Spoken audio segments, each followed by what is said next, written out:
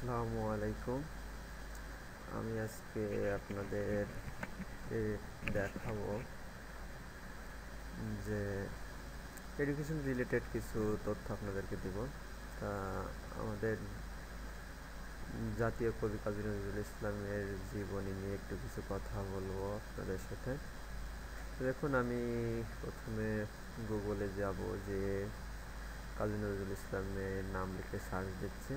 তো দেখুন, search result আমার এটা আসছে। তো আমি উইকিপিডিয়া থেকে দেখি কোনো সার্চ রেজাল্ট নেওয়া যায় কিনা। তা দেখে আমি উইকিপিডিয়ায় এই লিঙ্কটায় ঢুকলে বা অনেক আছে কাজী নজরুল ইসলামের কবিতার খাতা, সব লিঙ্কগুলো আমি ঢুকলে বুঝতে পারবেন যে আসলে এখানে কি আছে।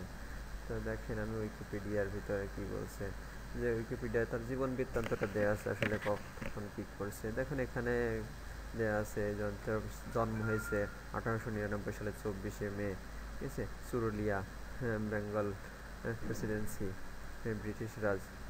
এইসবগুলো এখানে কোথায় জন্মগ্রহণ করেছে, কি ল্যাঙ্গুয়েজ বাঙালি, হিন্দুস্তান, ফার্সিয়ান, সবগুলো জানতো সে। আর ন্যাশনালিটি ছিল বাংলাদেশি। আর এভাবে আপনি এখানে দেখতে পারেন বিভিন্ন গুগলে সার্চ দিয়ে যে কি বলছে না কি।